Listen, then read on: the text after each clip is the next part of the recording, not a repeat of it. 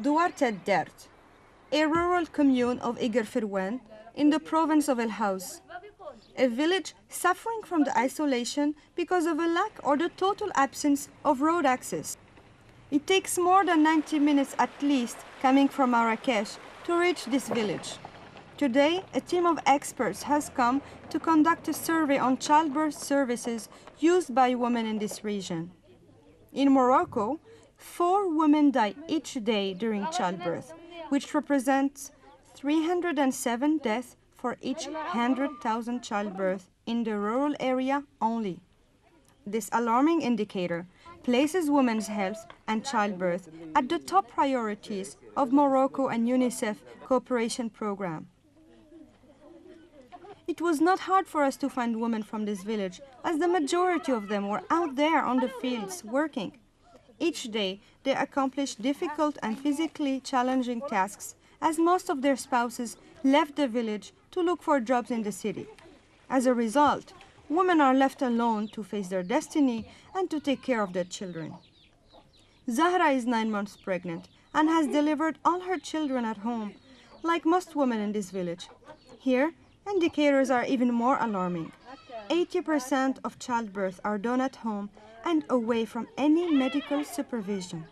To understand the reasons behind this situation, we asked Zahra. The hospital is far from here, and the road is hard to walk. Plus, the transportation cost is too high, and I could not afford paying 200 dirhams for each childbirth. Just 2 doors down Zahra's place, Saida just gave birth this morning to her 3rd baby at home. It's a girl. She mentions with a lot of pain her first childbirth of a dead baby. She seems to have her own reasons for not going to a hospital.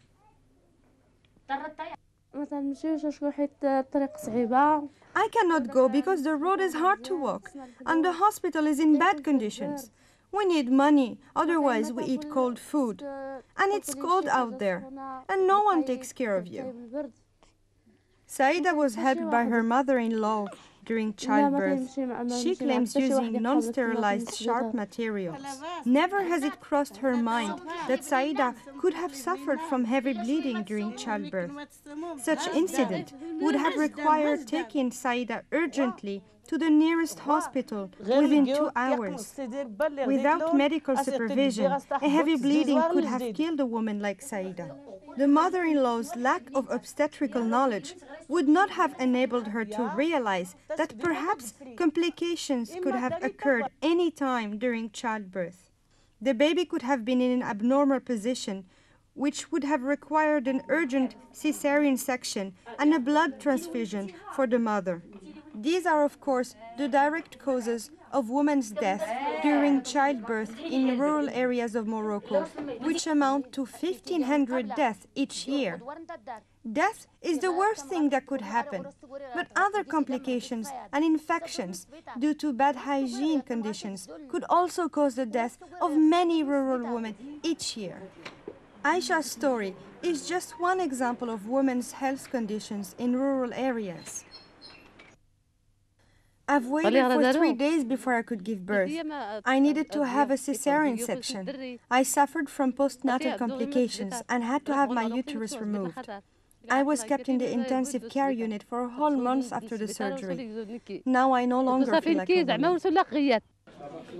To make an end to this human tragedy, a large mobilization was called upon by the government of Morocco and local collectivities in partnership with humanitarian organizations spearheaded by UNICEF and UNFPA to find practical solutions to this problem.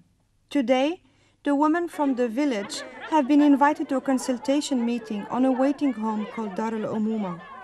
Hanan, one of the organizers of this meeting, has asked the women of the reasons for not going to hospital for childbirth.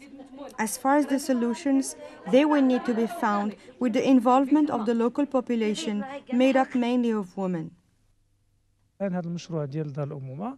This project will feel the need for medical assistance during childbirth in rural areas and will provide a better accommodation to pregnant women.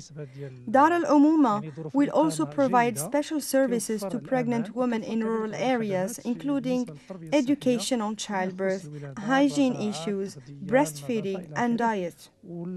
Studies and surveys conducted have shown that the majority of men and women in rural areas, as well as potential key partners, are willing to participate in this project.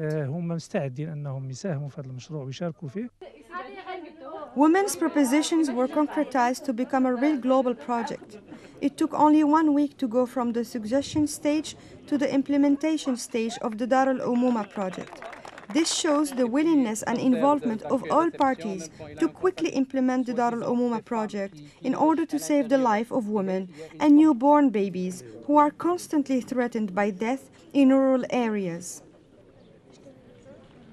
7 local collectivities, which regroup more than 115,000 inhabitants, have adhered to the project by signing up a verbal agreement. The Dar Al Oumouma project will see the day in January 2005, right here at this place, near the health center of the Tnil Ourika. The future mother will come to Dar Al Oumouma during her 37th or 38th week of pregnancy and will leave 2 days after she has given birth in the best possible conditions. We are expecting to assist about 800 women deliver their babies over the first year. If Dar Al Oumouma did not exist, we would not have been able to reach this number and save these many lives. More than this, Dar Al Oumouma will enable this health center to optimize the use of its current health facilities. We are expecting that Dar Al Oumouma will have a great positive impact on 80% of women in rural areas. We hope that those same women will use the facilities so that 80% of childbirth are supervised by health professionals to reduce maternal and infant mortality rate and increase prevention health care via various awareness programs. This project will change mentalities in a positive way. It will change mentalities towards women's health, children's health, women's role, men's involvement and responsibilities towards their spouses, children. This is why Dar Al Oumouma is a long-term project. من هالناحية هذا لهالمشروع مدى طويل. Dar Al Oumouma is starting to get the attention of the men from the village, despite their initial reticence.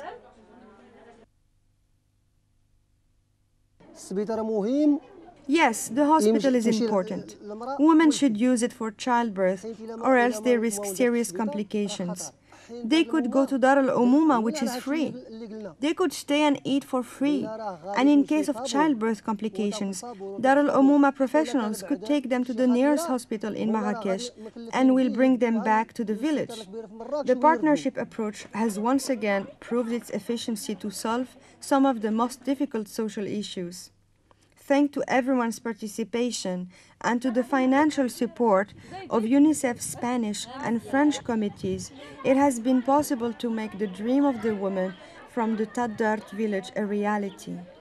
It will become a reality for more women in 4 rural areas in Morocco: Zoumi in Chefchaouen, Ourika in Marrakesh, Tazarin in Zagora, and Taznacht in Ouarzazate, hoping that this dream will also happen in all isolated areas of Morocco over the next years. A very ambitious dream, yet legitimate.